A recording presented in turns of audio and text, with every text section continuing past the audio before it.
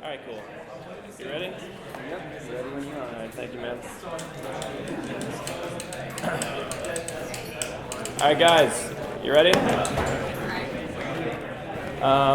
Okay, so you guys know who I am now. We've already talked for a bit.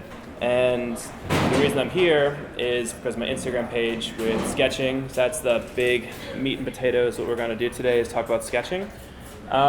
Today what I want to do is, I usually give a presentation I call sketch aerobics. When I was in college, they used to put techno music on and roll out paper and make us literally like draw lines and like learn how to draw with your whole body. So that's what I call it when I do it at Frog, because I do a lot of sketching for non-sketchers. So it's like making people who don't sketch be comfortable with it. But we're gonna skip most of that stuff since you guys are industrial designers, so you probably have all that already figured out. And I don't want to bore you with the basic stuff. But this screen, I'm not going to use too much, but it's just there for when I have a few like worksheets and things I've made that we can reference. At least have them up on the board so you guys can check them out. If you want them, they're all on my Behance page, so you can download them. They're all there for free. But what I want to talk about today is basically tan paper sketching. So this is something that I just kind of started doing as a whim about like 3 years ago. I was working at Smart. And when I was there, this guy named Jacob Palmborg was giving a presentation on how he made these fly fishing poles, and they're insane. They're like all made by bamboo that he fires in his apartment and goes from like 5 millimeters down to like 1 over 18 feet, and it's basically blew my mind, and I had a mental breakdown on why I'm not doing any creative stuff outside of work, which is how I bought a sketchbook and then just started sketching on toned paper every day. And now it's kind of evolved into something where I do it all the time, I post it online, I teach it, and it's something that I really enjoy doing. So today I'm gonna talk a little bit about the basics, but mostly how do you draw stuff like this? Or not that, or just like this basic stuff, like the products, and like this is a little more insane one, but how do you draw things like this? Like what's the style that I use? What's the technique? What's the process? And today, I used to do a lot of bags. I actually make a lot of bags in my free time. So I have a lesson plan prepared where we're going to learn how to do a black leather bag. We can also do brown if you guys want. But basically focusing on a bunch of different rendering techniques, how to do like copper, steel, wood, leather, plastic, glass. We can kind of pick and choose what we want as we go. But the shape of the bag will be somewhat rudimentary. It's mostly about the actual techniques for rendering them. But for the workshop, if you guys promise not to rip them out or just mess them up, you can take a peek through there and go through it and see what we're actually going to be working on today. But if you guys saw on Instagram last week, I posted a picture of this. And this was I did a practice one beforehand just to make sure I knew what I was going to be talking about when I talk to you guys. So we're going to do a bag like this, something in some similar type of perspective to this, similar materials, but then we'll break it out and do like individual little squares showing how to actually do those different materials. So let's start. So quick thing I always tell everybody is that if you use Strathmore paper, it bleeds, which is why I always put a piece of paper under it. So that way it doesn't mess up the pages next to it. Like you can see here, there's like a little bit of bleeding going through. So now this page is kind of dead. So I always try and put that under, just as a little side note. Okay, so to get started, I carry around a lot of stuff when I sketch. I usually don't know what I want, and I kind of figure it out on the fly. So this bag is just full of a ton of stuff. It's like markers, ellipse templates, ship curves, different types of pens. But the number one tool in my arsenal that I like to use are Copic markers. And Copic markers, I'll show you in a minute. Copic markers are awesome. I really enjoy them for a few reasons. Hold on. So Copic markers, they are a little more expensive. They're ones that probably cost about $7 a marker, opposed to Prismacolors, which probably cost about like $5 a marker. But the thing that's awesome is that these have the really skinny tip, which is nice. They have the fatter tip, but this thing over time will round and you don't get really clean, straight lines. Copics have a very, very nice clean chisel tip, which stays super flat. And if it ends up getting all beaten up, you can replace it and put a new one in. Also, since you can replace them, you can also refill them. So this might cost $7, and a refill costs $7, makes it 14, but you can refill it about 5 times. So if you do the math, 14 divided by 5 is way cheaper than one of these for $5, which dies when it's out of ink. So it's a little more of an investment, but I suggest you guys get these. They're my favorite. I really like how they can be fixed and refilled, and just the general quality of them is really nice. So when I am drawing something like this, one thing I like to do is really use a Copic for the base sketch, because when I'm drawing something like this guy, a lot of times I don't necessarily know what I want to do. I'm kind of figuring it out as I go. So you can see on here, there's like a bunch of Copic lines that are there. There's a little bit of it out here. But the way I approach these sketches is start super light and eventually just build on top of it. And as you draw and draw and draw, it covers up all the loose stuff and eventually gets it to be this place where it's just like super, super tight, clean sketch, which is something that, to be completely transparent with you guys, I don't do this at work all the time. Every once in a while I will when time permits. This is something that I do for more of my freelance projects, for my personal use, and for illustration. So this is how you can kind of see my sketching style kind of blurs the line a little bit between like fine art and ID sketching, because a lot of ID stuff is a lot looser, which it's in that sketchbook you guys can see. But to start, whenever I draw something, actually let's use this sacrifice page. Whenever I draw something, the most important part is getting your perspective right first. So whenever I draw something, it's usually I'll start with a shape like this. And this one shape is basically the foundation of 80% of the sketches that I do. By knowing how to draw one rectangle perfectly in perspective every time, you've already set your page up to really be correct. You can tell a page is wrong when someone has incorrect perspective. Like right away, someone who's not a designer can look at this and be like, what's going on? I don't get it. But if the perspective's right, you're probably going to get the person to understand it right away.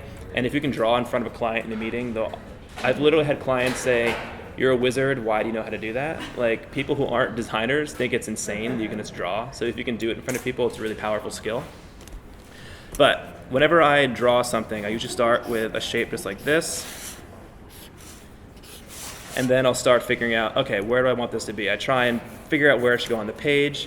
So I'll kind of do like a little bit of here's about the middle of the page, try and get it centered a little bit. And then this guy, it kind of feels like it's a little too far to the left, so I'll just move it a little bit farther this way, make the bag a little bigger.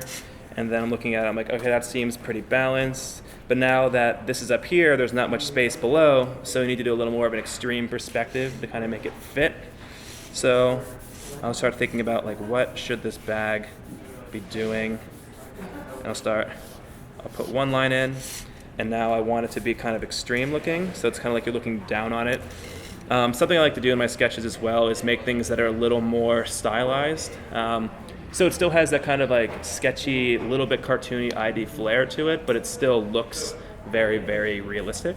So I'll do angles which are a little more extreme. So for this one, usually a bag would probably go somewhere like here, but for this one, I'm gonna make it even more extreme. Something like that. And then the same here. So you start getting this kind of really, really intense looking rectangle. Something else that I like to do, if any of you guys golf, I don't golf. Any sport that involves balls, I'm not good at. Like baseball, I'm terrible. Golf, I suck. But if you do golf, people always like do like a fake practice swing before they go through. And I kind of do the same thing with my lines, where I really want to make sure my lines are going in the right place. So I'll kind of like fake ghost it in. And then once I've figured out, okay, I'm in the right place and I got a little bit of muscle memory going, I'll just throw down a line, and then it goes basically to where I want. And you guys already know this, but there's 2-point and 3-point perspective. For this one, we're using 3-point perspective. So these are going off the page this way, and you can't see it on the camera, but it's ending up somewhere over here. And these two are going about this way and are ending up somewhere like over there-ish. And then these are all converging down and ending up somewhere along here. So that's a trick that I usually use. I'm going to flip around this sketch aerobics thing, so bear with me. But this is something we usually tell people. Thinking about where your vanishing points are will very much depend what your sketch looks like. So with this one, if I have the vanishing points on the page, it makes it way more extreme.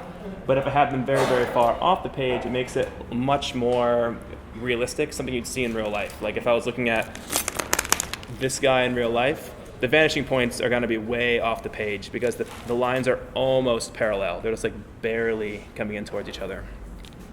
But if I'm drawing something like a treehouse, which is in that sketchbook that's being passed around, I'll do something like this where it's like a bird's eye view, it's going down like 100 feet, and it's going to look a lot more extreme. So for this guy, I know these are going this way, and now I want to make my bottom. So I know it's going up there, so my bottom one would be a little extreme. It's going to be something like that. And then these are going this way, and I want to make it kind of extreme as well. So now we've got the basis of a bag. This thing looks like it's in the right perspective, it's kind of extreme, it's got a little style to it. That's something that I really like to do with my sketches as well, is kind of put my own little like flair on it. A lot of my sketches have a very similar style to them, and a lot of it comes from the way I choose to orient my stuff on a page. And that's something that I think is really important, even before we get into the sketch, is always thinking about, as a designer, what are you going to show with this drawing? It's not just about making a pretty drawing, it's about making a drawing that is going to make someone who's never seen your idea understand it. So for this one, if I'm trying to draw a bag, today, as an example, I'm going to use the handle area as the spot where we're going to put the most emphasis, where it's going to have like the different material, and it's going to have the thing that I want to show to the client the most, which is why I'm making this the main focal point of the bag. The bottom is not as important, so it gets really small. I don't really care what's happening there as much, but it still needs to be in there to fit the whole picture. But I've made sure that this thing is going to have the top as my focal point. On the other hand, like say the bottom was what I wanted, I would do something where it's the opposite, where I would just go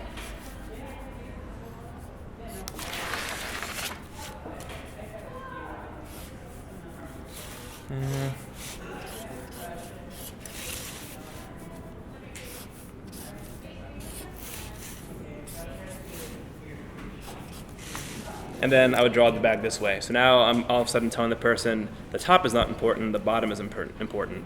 And then I'll start going in, like adding more details of what it should actually look like. And I put like a little shadow down there, and you end up having a bag that all of a sudden my key interest point is right there. But for this one, we're gonna do the top. So once I have something like this, it's got a very loose, very almost what I want version of the sketch. And that's why I like the Prismacolors, because I think this bag is actually a little bit too short. So what I'll do is I'll go and add a little bit more height to it. And because you're doing it in such a light marker, it's not going to visually impact the sketch at all. It's something that's going to, over time, bleed into the background. You'll never think about it, and it's gone. So now my new top is this. And I'll give a little more saturation just so I can define it a bit more. And that's it. Something else I always tell people is your line quality is really important.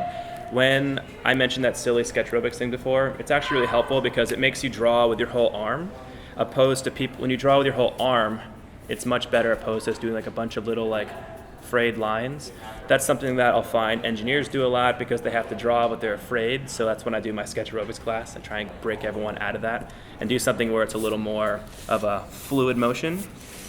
That's something you guys probably know. So once I have this basis done, I'll start adding in some details. So for this guy, I'm just going to start making up a bag and thinking about what it should be. So I'm going to say that the bottom of this thing is rounded corners. And if it has rounded corners, I'll put the fillets in and start defining that shape. So now all of a sudden my bag has a rounded-ish corner to it. And then let's say this thing is going to have these big solid handles on the top. So in the same perspective, I'll add in these lines and start defining what my sketch should be. And a good way to always make sure things are actually accurate, if things are symmetrical, is to take your perspective lines and use them as guides. So this one's going here. I want to make sure the top of this bar is the same with that one, so I'll just draw them in perspective and basically make a little cube. So I'm like, okay, they're about the right placement, they're the right spot, And since I'm drawing it so lightly, it's just gonna eventually blend in and go away. So for this guy, I'm trying to think what the hell its bag should look like. That's something I like to do when I do these. Like if I'm at night and just sketching on my own, I'll just kind of start making something up as I go, which is why some of the sketches come out looking terrible and some look nice. But the more and more you draw, the more your visual eye will kind of mature and you'll be able to draw things much more close to reality and sexier as you actually do them more and more often. But for this guy, I'm more interested in trying to figure out how I can add a metal texture right here, so I can show you guys how to render metal or wood, and then the bottom is the thing that's going to have all of the actual leather on it. So how do I want to do this? Let's just say this thing has a big metal handle that comes down like.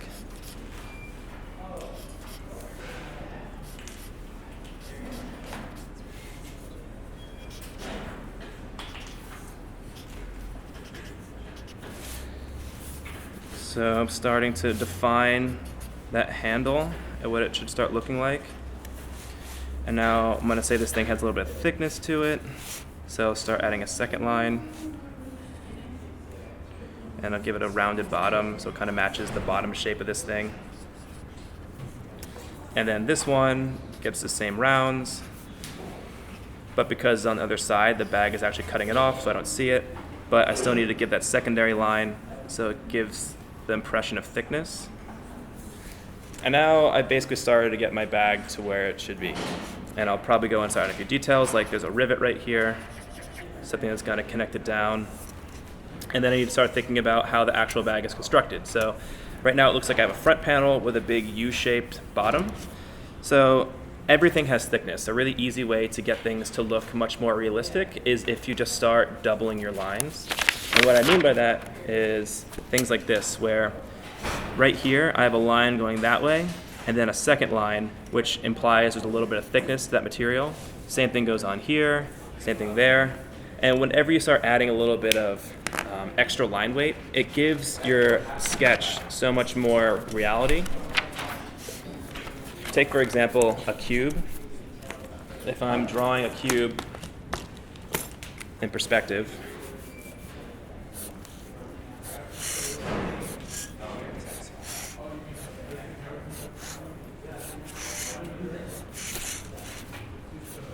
basic cube, nothing in real life has completely like hard corners unless it's milled, and that's unless you're Apple, not usually the case. So things usually have a tiny little radii on them, and a way that I like to make things seem much more realistic is going back and adding in a secondary little line. So like right here, I'll go in and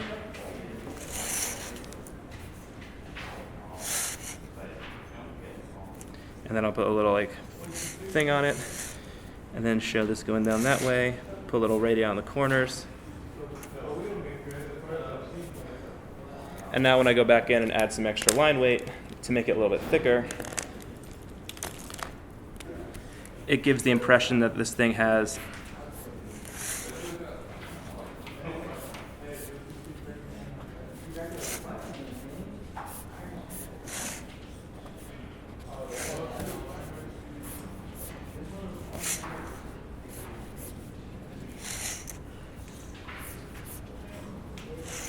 so all of a sudden you have this thing that now feels like it's an actual cube opposed to something that's like a perfect geometric shape. So I take the same thing and use it for thicknesses on materials and when things have little rounds on it and corners. But that's something we can also talk about here. Where is it?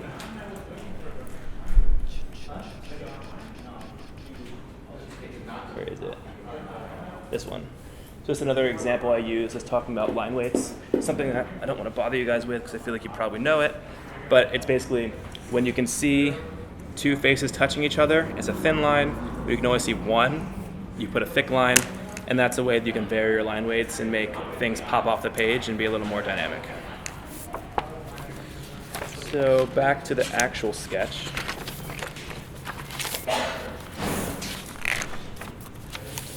So at this point, I just want to do a little more work on defining where things are. I'm going to say that this bag, you can see that edge of the material, so it's going to be a little thicker right there. And then this material I'm saying is going to be sewn right there. So the bag is going to actually bow in a little bit right there. So this double thickness material is going to bow in a tiny bit that way. Same thing's going to happen over here.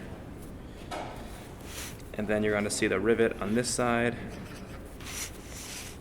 And now really quickly, you basically have your whole bag ghosted out, and now we can go and start adding some more details. And one last thing I do is I always like adding shadows to my bags, or anything actually, because it just grounds it in space. Also, something that's really nice about shadows is it's a really easy way to course correct your sketch. That's something that I'll reference a lot is course correcting, where as you go, your lines will get darker and thicker, and you can use that to cover up old mistakes. So for this one, it's pretty centralized on the page, so I'll probably just put one literally directly below it.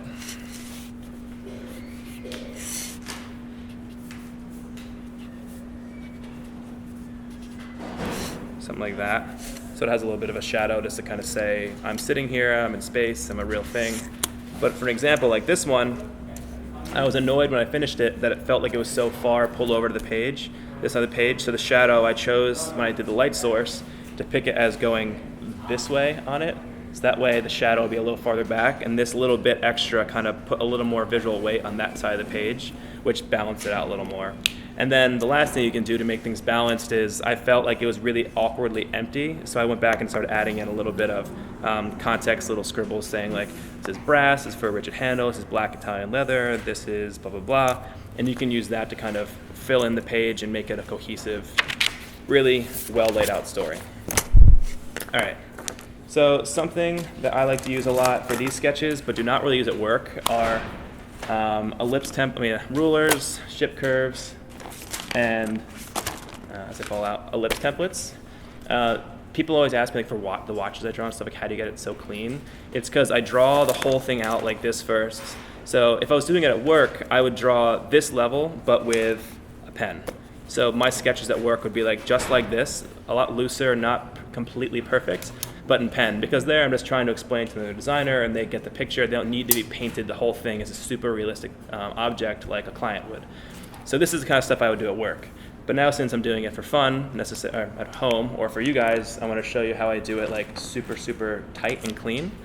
And what I'll start doing is going in and just breaking down where my major lines are and start adding in those details.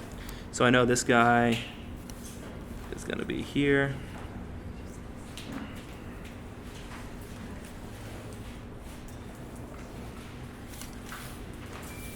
And this is where you can start course correcting. So over here, you can see this distance is really small, but this one's really big, especially since it's in perspective. This should be smaller than that one.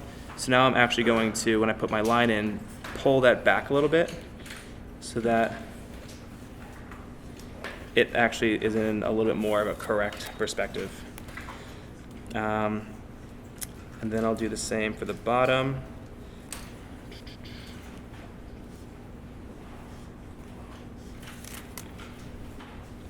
And something that's good is always when you have fillets on things, it's really easy to mess them up because you'll draw all your lines.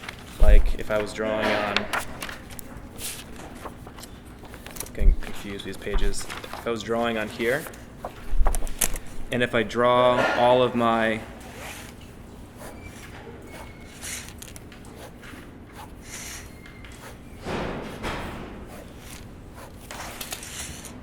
lines first, and I want to add a radius to something, this one's easy because it's all inbound, so it's not going to mess it up. But then the problem comes when you get into ones like this.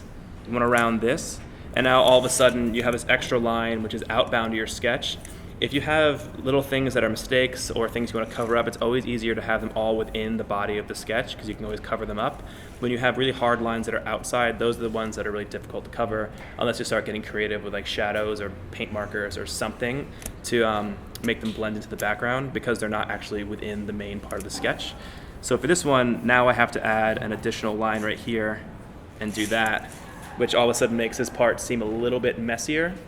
But for the actual sketch we're doing, since I knew that ahead of time, what I would do is I would draw this line, and this line, and stop where the radii are.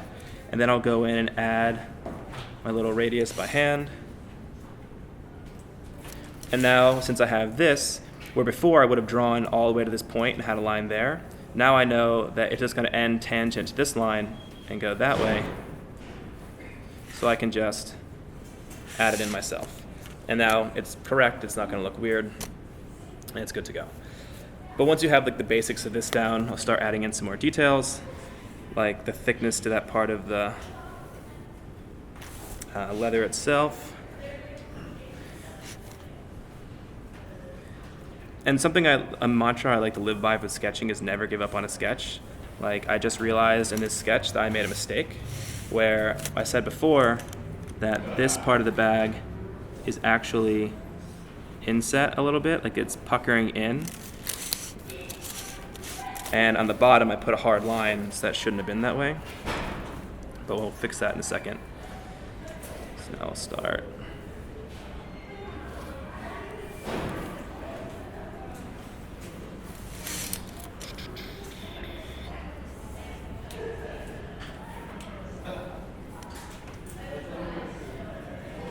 And remember to always change your lines as you're going down. Like for these, it's here, so I'll like slightly tilt it over, and then I'll tilt a little more, and then I'll get even more this way, so they're all more or less going to the same vanishing point. And you can see this one, this line is wrong. It's going way too vertical. It should be following much more of this one. So I'll start course correcting a little bit, and I'll just go and say, okay, it's supposed to actually be like that.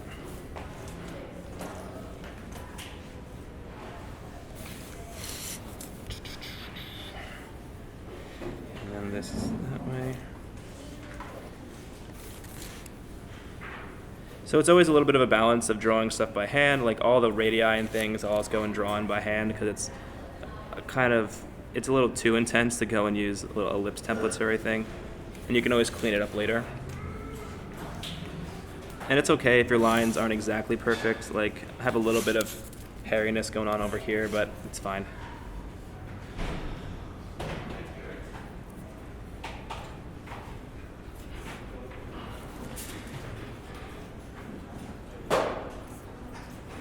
And I want to make sure that these are on the same bottom, so these should be like this should be a little bit taller or a little higher up on the bag. So I'll start doing that. So now that I have this, I can start putting in the part that's behind it.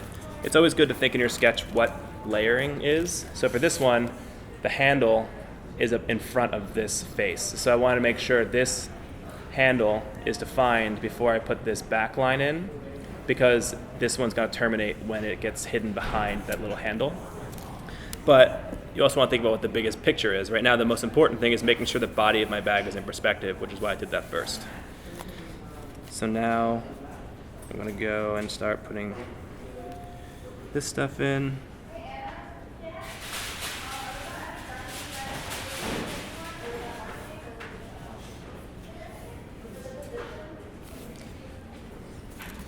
So now I have like the basics of that bag started. And now I know that I want this to go here. And since they're butt next to each other, you can see that thickness of that piece of leather as well. And that one's also going to go around.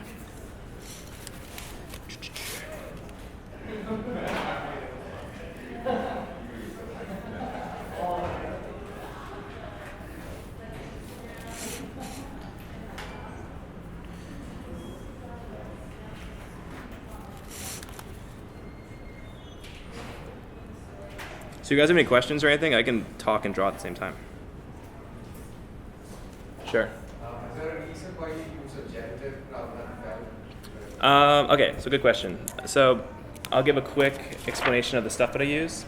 As you can see in a second, I use a lot of different pens when I draw things. But these pens all have different uses. When I'm actually trying to draw my thinnest of thin lines, I'll use these guys. They're the Faber-Castell pigment pens, and they have really, really, really skinny lines. So they draw a really great thin line. So these will draw really nice thin lines. But on a regular basis, I usually choose to use one of these. I just feel like they glide across the page a little better. They're also easier to find.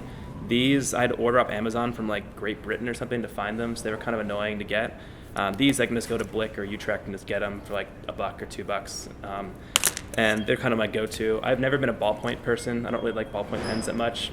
That being said, they're completely fine. It's just preference. But I like these because they're very similar in line quality. They're almost just as thin, but they're just a little faster, and since it's not a felt tip, I think it glides a little better across the page. So these are the ones that I go. This is my standard go-to pen. But the next standard go-to I have are the Papermate Flares, and these are ones that are a little thicker.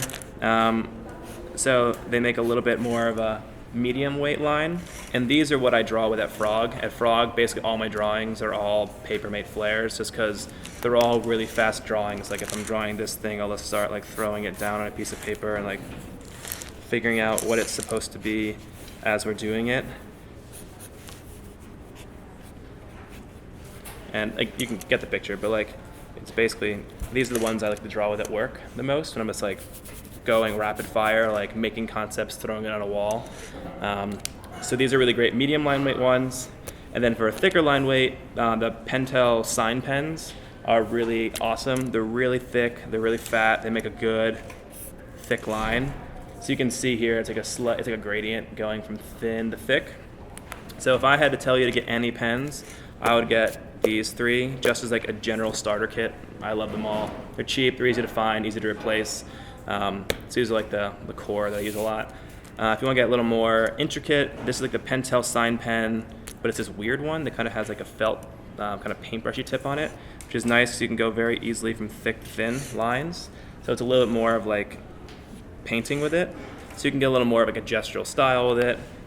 And then there's the Pentel sign pen ST150.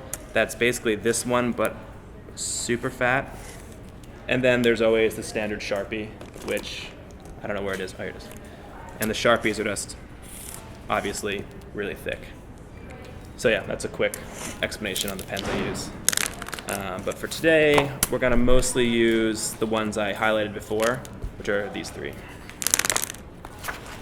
What role do Cintiq or digital sketching have in the Cintiqs are huge. Basically, if you want to make it super simple, what I'm teaching you now is the exact same lesson I would teach on a Cintiq, just on paper. I approach it the exact same way. It's just, when I was at Smart Design, I used the Cintiq every single day, and that's a big place where I developed this style. This is basically like Cintiq for actual paper.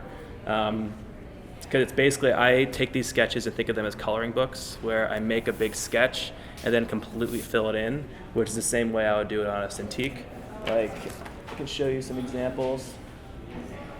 So like, this bag, not the prettiest thing in the world. It was a freelance gig I did. They picked the color, so don't hate me for it. But it was an example of like a decent concept sketch page where it has the most main focus right in the middle, and then it gives a little bit of context for size, and then some feature sketches and a little bit of CMF.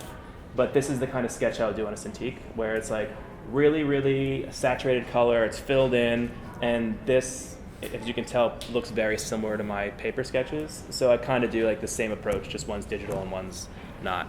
But Cintiqs are great because they're faster, obviously. You can change things, there's Control-Z. So whenever I do this type of drawing at work, it's usually a Cintiq version of the same sketch.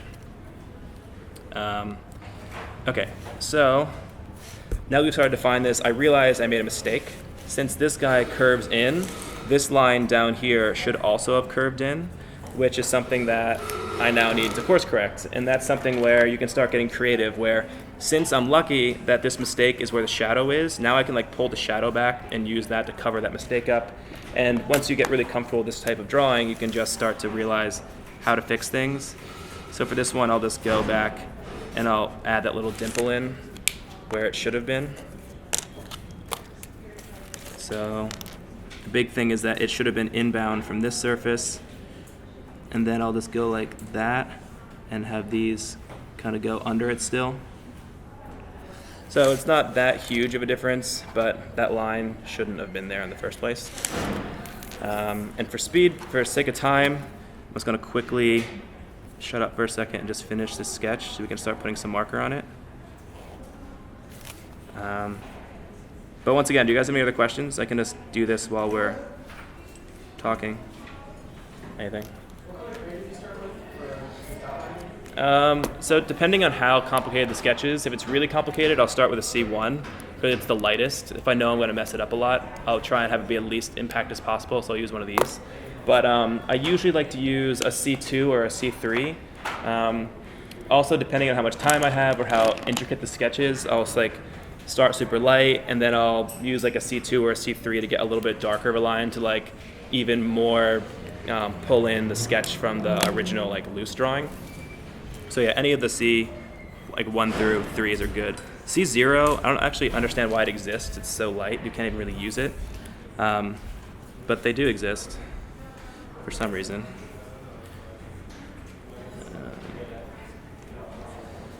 So one thing you'll notice with my sketching style is that a lot of it honestly just comes down to patience. It's just being willing to sit in front of a drawing for hours. I do it so much that I've gotten to the point where each of these drawings, usually if I wasn't talking through it at the same time, would probably take about, I don't know, like 45 minutes to an hour to do the whole thing. But it's just about, like, people online always ask, like, how do you get good at sketching? And they're never happy when my answer is just practice. But that's honestly what it comes down to. I've been drawing since I was a really little kid. And I don't know why, but I just kind of liked it and started doing it. So a lot of that like early practice definitely helped out later on.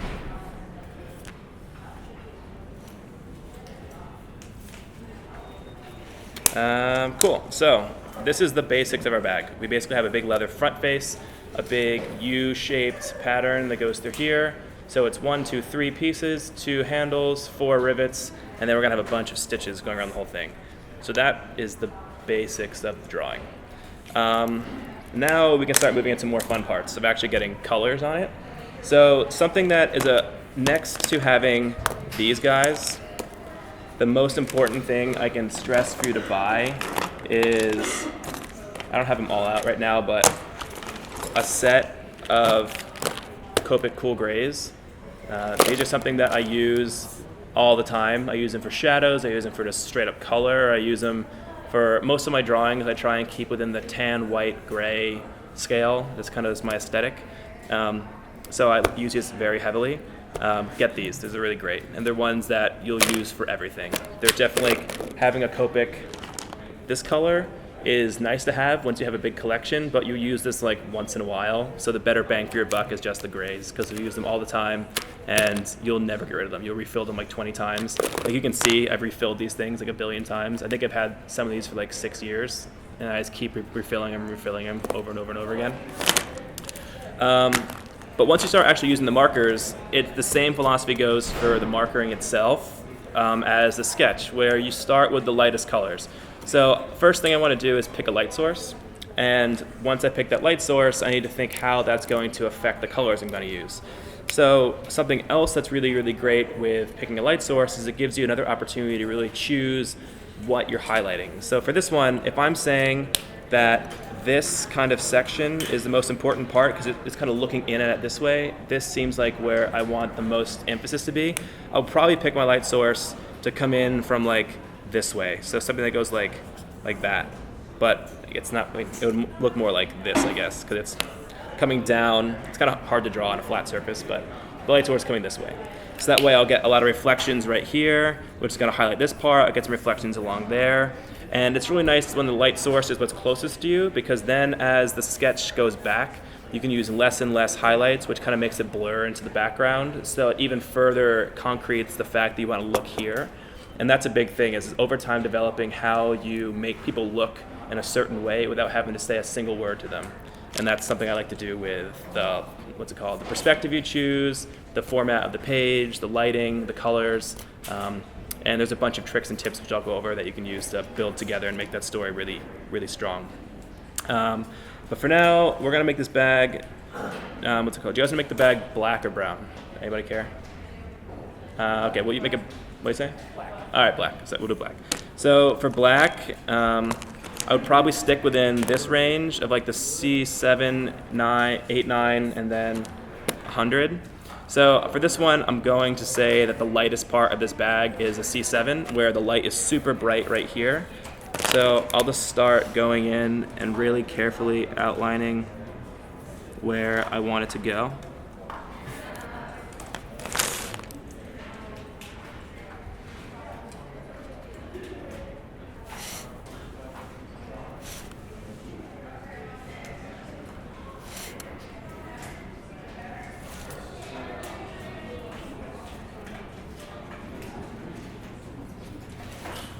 And then I'll only do it on this front edge because since the light's coming from this way, it's gonna be brighter here and gradient to darker this way. So that way, this way, I'll save my ink instead of filling the whole thing in and wasting a whole marker. I'll just know where it needs to be light and draw it just to where it starts to do a gradient to the darker part. So then now I'll go in and start filling in the actual, oh shit, my marker's almost dead. That's a problem. Well, I think I might have to up it to C8 since this one's almost dead. But this is actually a good way to show it. Something that I always think about doing is right now, these lines aren't in perspective. And to be super tight about it, I always like to have my marker lines going in the same perspective so they're all going to the same vanishing point. So like I'll course correct a little bit and kind of pull this one that way. And now it's like getting closer. But unfortunately, this is not going to work because it's dead.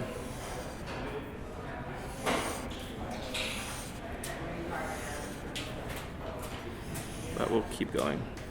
It's actually not bad. It's actually kind of nice when markers get to this like almost dead point because they make them really easy to use as a gradient. So we'll start just filling it in like this. And then since this is it's also nice to think about how you can use markers to make textures. So for this one, leather has some texture to it. It's not going to be completely shiny like a piece of plastic.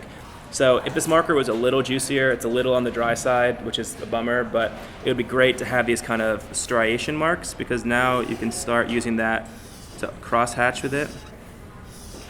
And that will start, if there is a little more juice in this guy, to start giving you a little more of like a grain texture to the bag. But since this guy's dead, I'm gonna use a C6 instead. Also, completely side note, if you guys do end up refilling your markers, I learned the hard way when I was in Munich, you can overfill them. I'm not sure if it was the pressure from the airplane or not, but when I went to use one, it just like exploded ink all over my drawings. So just be careful how much you refill them when you actually do it. Yeah, this one's full. So this guy is a lot.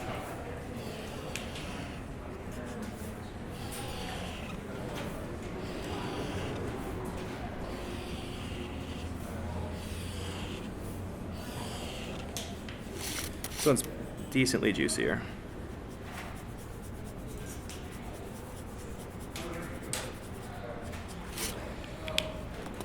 But then since I'm saying that this drawing is getting darker as it goes towards the back, I'll start the other side with a C8, which I know is really, really full of ink because I don't use the dark ones half as much as I use the other guys.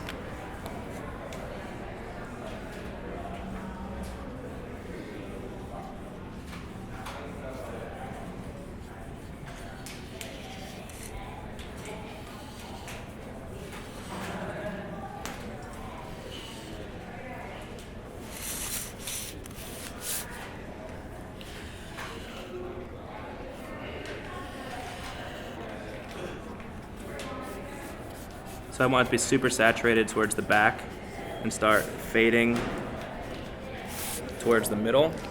And that's when you gotta start getting creative with like the C7. Shit, this is gonna like really screw me up because it's almost dead.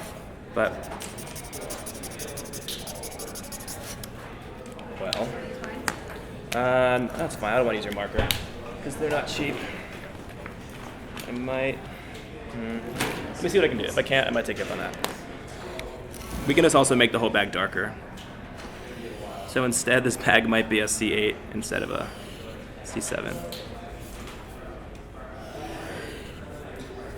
But around here is where I'll start taking the next one down and start really coloring it in over here. because then it will start blending itself into the darker color.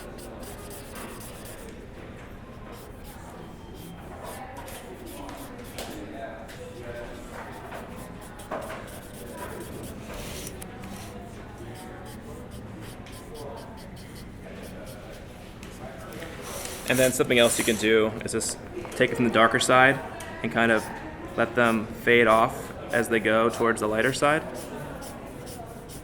So it gives it even a little bit more of a gradient effect.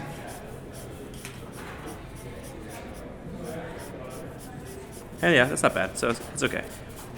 It's actually kind of good sometimes to go to bump it up by 2, so C8 to C6, so it gives a little bit more of a actual transition.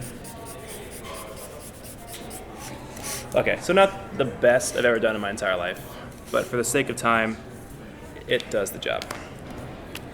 But now I might just go back and say I want it to be a little more contrast. Because one big thing that makes sketches pop, especially when you put on Instagram and stuff, is just contrast. Having things that are really easily popping off the page. And the great way to do that is just have really, really dark contrast. I'm also saying, I usually say that the bottom of the sketch is the darkest. So I'll gradient it up a little bit. And now you kind of get this sense that the bag gets lighter over here and it's getting darker that way. And we'll do the same thing for over here. But for right now, I want to switch gears a little bit and say that the leather front is going to be dark, but when you cut it, that seam is usually a lighter color. So I'm going to pick a C5 to do the actual edges.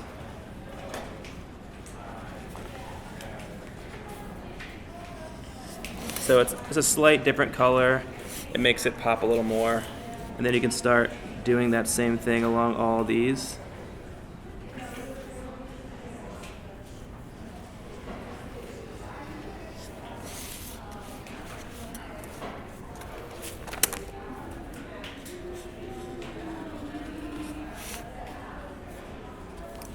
So now you start having that. And just for the sake of doing something different, let's do the inside. So the inside is actually, I like it a lot more because that's when you get to get the really, really, really black colors, since it's going to have much more shadow. So this one, we're going to start with a C8 and then use that one to build up from there. So since the light is coming from this way, it's going to cast a shadow like this going into the bag. So everything from here up is going to be almost opaque black. And then we're going to do the same gradient technique going down this way. So let's do that. So let's cover the whole thing. Let's do the lightest part first. So the top is going to get C6,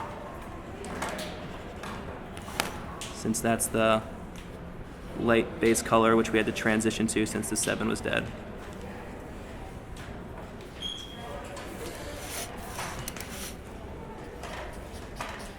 And same as the other drawing, I like to just give myself a little bit of an outline just to keep those edges crisp and clean.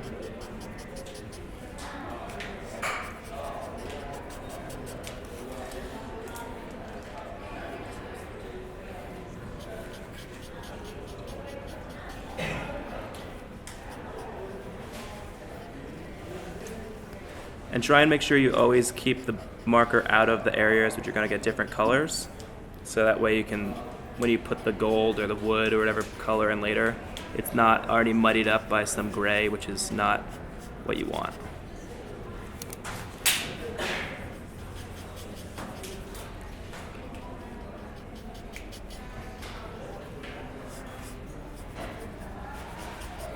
Okay, so now we have at least a decent amount of lightness, and now I'll start adding a lot of dark. So I'm gonna go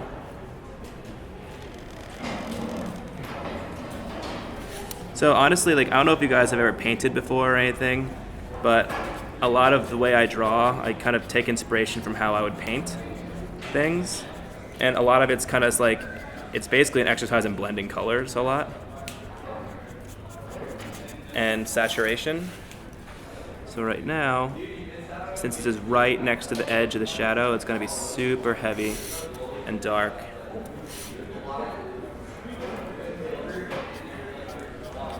And I want to let it feather up a little bit because that's where it's going to start fading into the C6, so I don't want it to be too dark.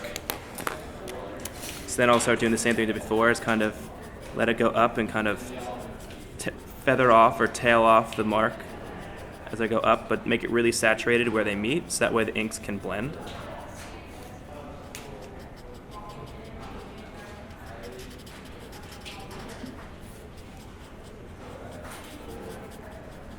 Alright, so now it's getting closer, but now it's the part that I really like is when you make it super dark. So I'll take like a black and put the black like right in the deepest part. And the deepest part of the bag is going to be like around there. So it's going to get like a really, really black line in here. But the trick is to also have your other markers like readily available. So that way you can right away start blending it, so you don't end up with like a really black line that feels disconnected from the rest of the sketch. And keeping it super juicy and saturated makes it that much easier to blend because the inks will literally just pool together.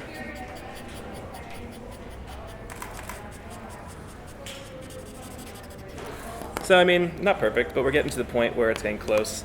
And now, since it looks a little funky right in here, I'll take a marker that's even lighter than the C6 just to give a little bit more saturation to the whole thing, but not really changing the darkness since I'm adding a lighter one. You can also buy colorless blenders from Copic. I have personally never really mastered them. I don't really get them that much. They're kind of hard to use, but they're another technique you can use. And then one last thing I'll do is that since it's a shadow, it's going to be a little harder. I'll go and like add a little bit of a line just so you can kind of see the light source. And then that's really it. That's what I'll do for that part of the bag. Now let's do something else. We've done too much gray. Let's jump on another color. So something that I always like to do is when I buy markers, I like to separate them out by color. So in my desk, if you go to Muji, they have these really great like pre-molded little containers that actually perfectly fit Copic markers. And I have a bunch of them where I'll have one where I'll have like this one where it's all yellows and reds, and then I'll do one that's all greens. Shit balls. All right. Well, you guys take a 2-minute break. All right, cool. So like I was saying, different colors, variations, gradients. It's really great to have a bunch of them because when you want to do the same thing with the black that we did with the color, you want to have the same bunch of shades to pull that off. So for this one, I'm going to say it has as I get lemonade on my sketch, it has a, what's it called, brass kind of handle. So I'll go in, same thing, just cover the whole thing in that brass color.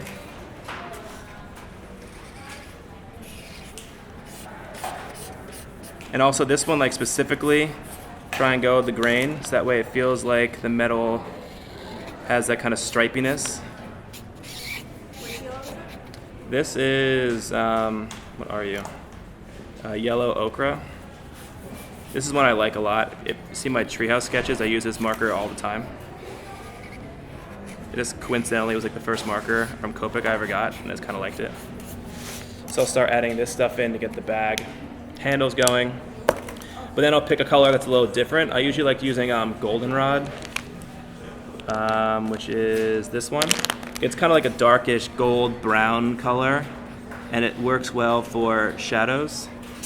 So I'll put this where like it's under the handle, and I'm gonna say there's a tiny, tiny little radius on it. So I'll put that little bit of dark, which is implying that it's curling around and the light's not catching it anymore.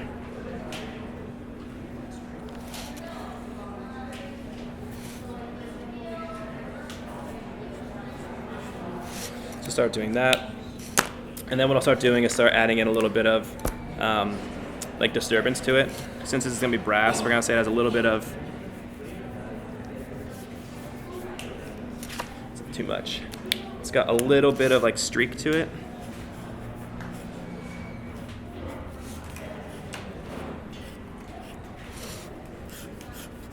And this is always like being super loose, not being too caught up with the whole thing. Okay, so I'm gonna leave this go for now, just so I can show you guys some more interesting stuff. But basically, at this point, you've got a sketch. It's colored in. It looks okay. It looks like a little kid did a coloring book. But now it's where you can actually start taking it and really making it pop out. And to do that, the first thing I'll do is add line weight. And that goes back to the same thing I talked about before. Actually, I'll show you this. It's actually not bad. This is a printer that I did, a sketch. This is a printer that Frog did a while ago. But basically, break it down in shapes, start cutting it out and defining it like we did with the curve on the bottom of the bag, adding in the details like the handle and the buttons and the thickness of the leather, and then add more details. And then at this point, you start adding line weight. So we start adding line weight to this thing. I know that rule I was talking about was seeing two different faces is how I'm going to approach the whole thing.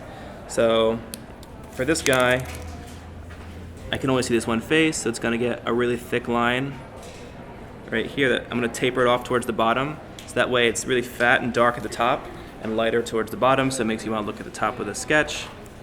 Same thing goes for this line, where it's going like that. I'll taper it off towards the bottom, and then I'll go and add the boundary line at the bottom. And then over here it gets the same thing. But see how this is a great step where you can start cleaning things up? Like my marker bled out a little bit. So now by strategically putting this right over the fuzziness of that marker, I can cover up all that imperfection that the marker was making and all of a sudden make it look like I did a perfect sketch, even though I actually did go out of the boundaries a little bit. It wasn't completely clean and tight. You can just start making it seem really tight and clean. So right here is a good example of that as well, where the gray kind of bled into the orange ochre or the burnt ochre or whatever it's called. And same thing is there as well. And something else I like using these thicker markers for, or pens for, is that like if you have a line that all of a sudden you did it and the line is like slightly out of perspective, you can take it. So say you have something that's like this, but you really wanted it to be more of like that. It's wrong. What I would do is I would take those lines, and when I draw the thick line in, if I wanted it to be a little more this way, I would start my line here and end it here. That way when it covers it, it's still covering the line and it looks like one clean line, but that little bit can always just pull the sketch in a little bit more into the correct perspective. Does that make sense to you guys? That was kind of like, it's kind of difficult to explain. All right. Do you guys have any questions? Anybody want to talk about anything? Or just have me keep going? It's the same thing. Cleaning this thing up. I'm trying to get rid of as much of the gray and what's it called, copper overlap. And this is a good spot where right here, this little bit, it's actually leaning down, so it's not in perspective. So I'll draw over that to correct it, and now all of a sudden it looks like it's in the right perspective. Sure. So you mentioned that you would normally do something like a drawing like this at work, unless it's something you're going to show a client. Yeah. Now, if you're going to show a sketch to a client, completely this, would you normally use like an analog medium, or would you use I would probably do it on a Cintiq and Sketchbook Pro. So like if I was going to draw something on Sketchbook Pro, I would do it exactly the same way doing this, just using the digital versions of them. Like I would use an opaque white brush to mimic the little like paint markers that I'm going to show you guys in a second, like these. And then instead of using a Copic, I would just use a big airbrush that's gray. So it's basically the exact same thing, just with old school medium instead of a computer. Yeah, this kind of drawing, this style 100% stems from all the Cintiq work that I do.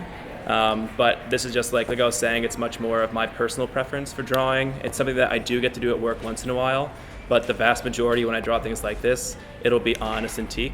And actually I'll use like a picture of a tan piece of paper in the background, so it's basically the same thing, just on a computer instead of in person. All right. So is there like a benefit to choosing that tan over white? Because obviously you're always drawing on tan. Mm-hmm. You just do that to the highlight spot more, or? Yeah, I like the tan because it has a little more personality than white paper. White paper is just so ubiquitous that everyone does it, and there's nothing wrong with it. I use white paper all the time as well. I just like tan because it gives a little more of like the old school ID feeling to it, and it also makes whites pop, like you mentioned, and I don't know, just has a little bit of personality to it, so that's why I like it. But it's a complete preference thing. You can do this exact same stuff that I'm doing right now on white paper. It's just the only downside is that on white paper, the highlights we're gonna add in a minute don't pop as well. So the tan paper just helps to emphasize that and gives it like a really unique feeling. And if you guys have questions, just shout it out because I can't see you guys. So I'm looking at the paper. All right. So now at this point with the sketch, we're probably like 80% done.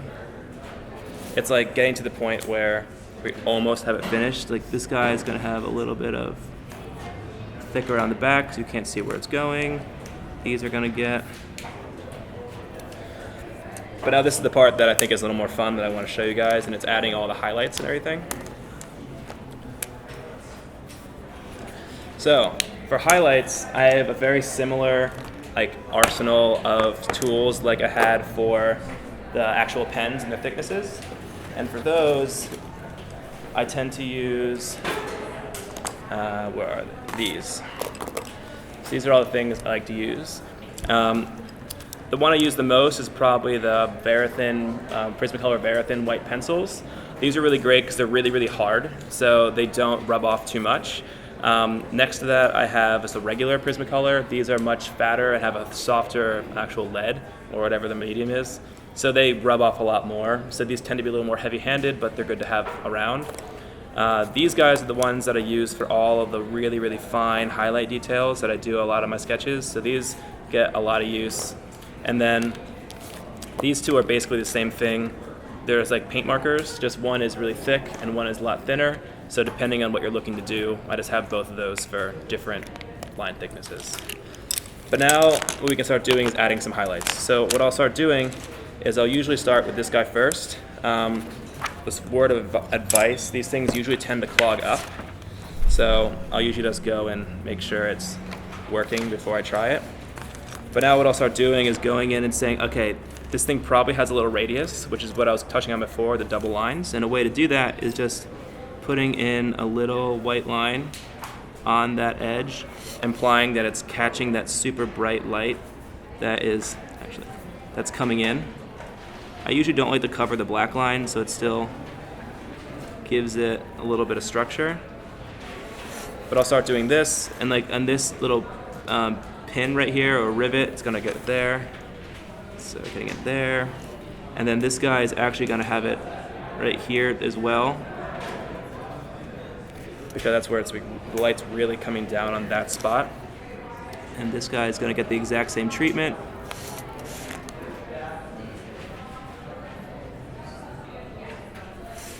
And they'll get it over here as well, so this is kind of coming in from that way. And then one thing I'll do is I'll kind of go, and then I'll just wipe it off so it kind of bleeds into nothing. But now you can start to like really make sure this thing feels like it's shiny.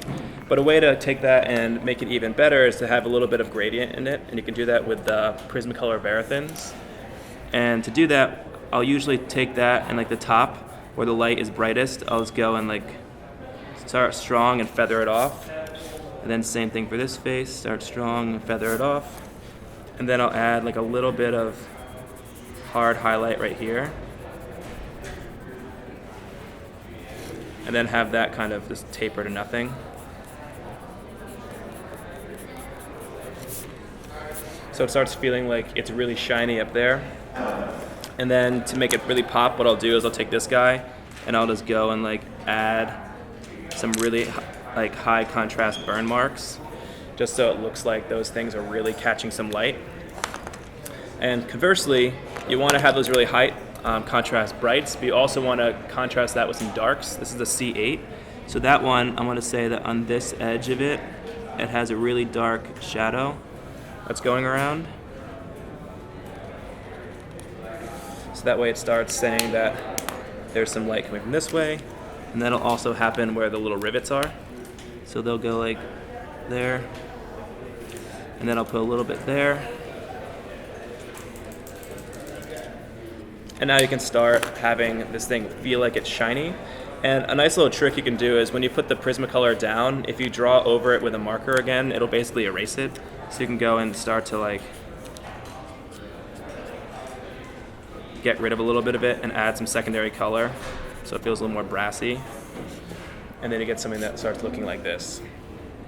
And we would do the exact same thing for this guy, but to save some time, let's just jump to the leather and try that out. So same thing goes, I do this one first, and then I'll usually, just to save time, I'll use a ruler, but I'll just put a little bit of a highlight down.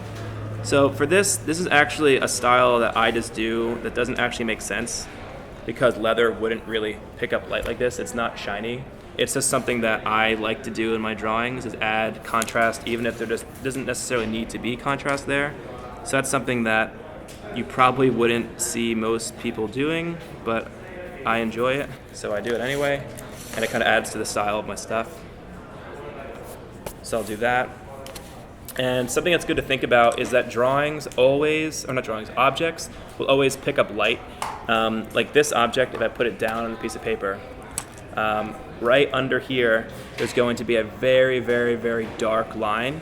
When you draw something, if I'm drawing on Sketchbook Pro, for example, and I was trying to draw a shadow for this, I would put like a really fat, really light airbrush and put it around the whole thing. So it kind of shows there's like a little bit of diffuse shadow, but then right under it, I would put like an almost black, super skinny, opaque line that's showing, because the object's gonna curl under a little bit. Like I was saying, nothing's perfectly square, there's gonna be a little bit of a fillet on it. And under that little fillet, it's gonna get super dark.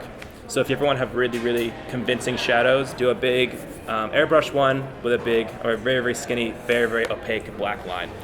So I'll do something similar to that where there's a very dark line under it, but it's always going to pick up some reflections from the ground. Some of it's going to bounce up and take it. So I'll usually just add a very skinny line just to show it's like picking up some light from the ground, and that's really it. And then I'll do the same thing with the Prismacolor, where the Prismacolor on the top is going to be a little bit lighter.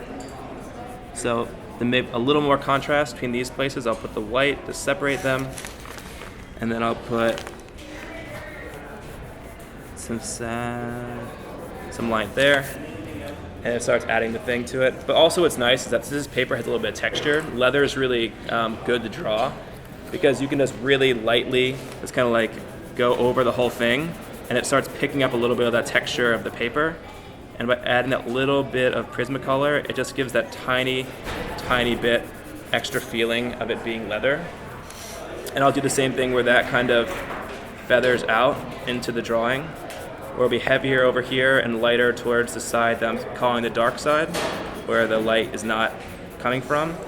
And then I'll usually put like a little like bulge right here, showing that the bag has a little bit of depth to it. It's not completely rigid. Like this is a pretty rigid looking bag, but I'm gonna say that right along here, it's getting a little bit of a pocket from something inside it pushing it out. And then the last thing I'll do is I'll usually go in and just add some, what's it called? Thread. So for this one, take a C9 and take the nice little details that just make the thing actually seem real.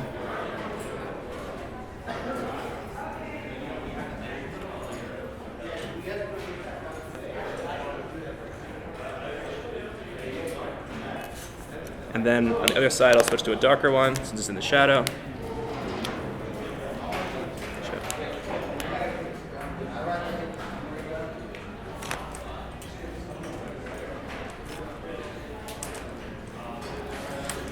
And now we've basically got the foundations of our drawing. And something I'll start to do is take the thicker one where I want a little heavier white, and since the stitches are here, it's gonna pull it in really tight there, and it's gonna pucker out a little bit past it. So I'll draw a little bit of a highlight to show where that is, and then use this to get a little bit more on paper. But something else I want to show you guys is, that's why I brought this. So I stole this from my girlfriend, and it's a necklace that she used to wear. But something I like to do is using underlay textures. So this guy has this like weird like pebbled pattern on it. And what you can do is if you take this and I put it under my drawing where I have like a really high highlight, if I take this and start rubbing over it, it will start picking up some of that texture. So I can start adding under it like a tiny, tiny hint of pebbledness to the actual leather itself. And I usually use it's called Verathins because they don't put as much down, where the thicker ones will put a lot of pencil on the paper at once. And you can just like start adding in that little bit of textured feeling. And then on the other side, you can do the same thing where you use the texture over here, but you do it with a black pencil. And that will start adding the same thing. That's the opposite, where it's instead of adding a big highlight, it'll start showing that this drawing is picking up shadows from the same pebbled texture. So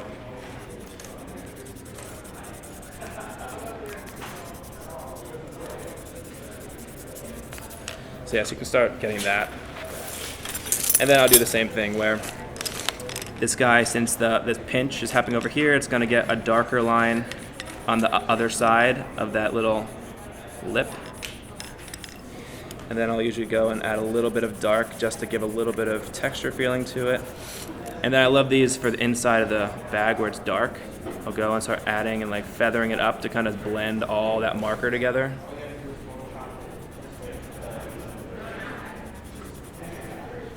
And yeah, so then the last thing I'll probably show you guys is just adding a little bit of a shadow. So the same thing as before, I'd probably take like a C4 or C3, something that's just getting dark, but it's not so dark that if I mess up, it's gonna ruin my sketch.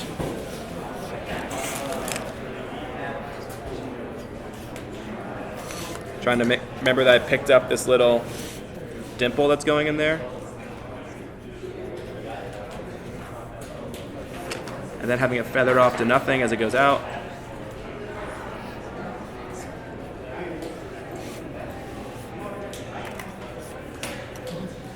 And then the same thing goes for what I was talking about where the center of a shadow gets really dark. I'll usually go and take a really dry marker and put it like right underneath it.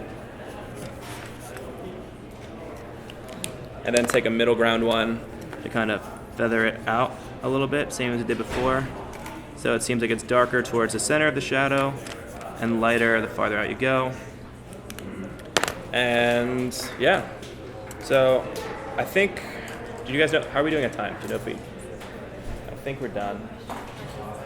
But I mean, so I didn't completely finish the sketch. It's almost done. There's, obviously this piece is missing, but this is the general gist I would do for a drawing, whether it's on tan paper, white paper, Sketchbook Pro, whatever. This is just how, if I have no client and I want to do fun, this is how I'll do it.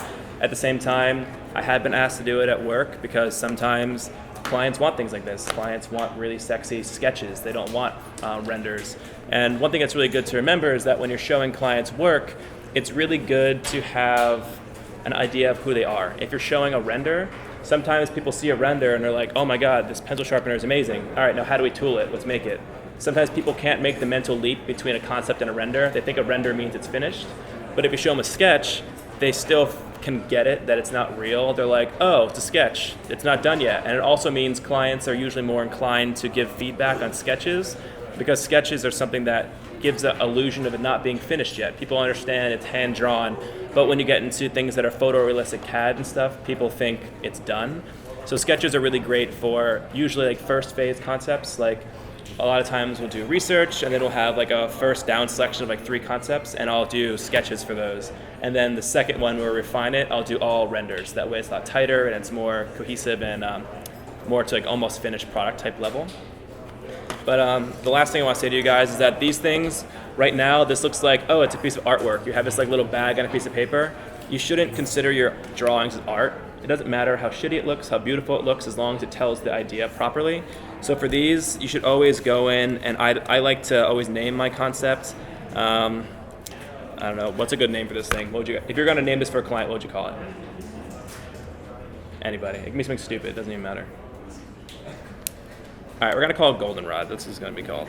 Like, the names don't matter. It's literally like the weirder the better sometimes, because then it just gives it gives the client something to remember. Instead of saying, "Oh, what was like the third one you showed?" I don't remember what that was. We're like, "Oh, we love the goldenrod concept." Like, the concept name should be obscure. It shouldn't be something that's going to necessarily guide them in a certain direction.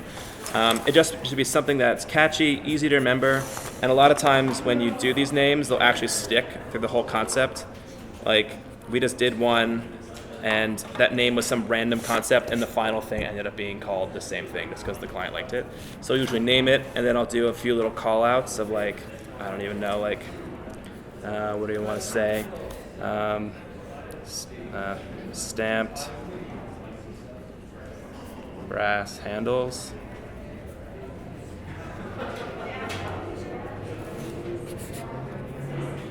So stuff like this makes it feel like it's much more in progress. And then we're going to say brass rivets.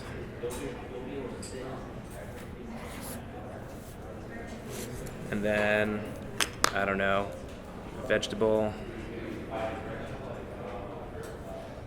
tanned leather,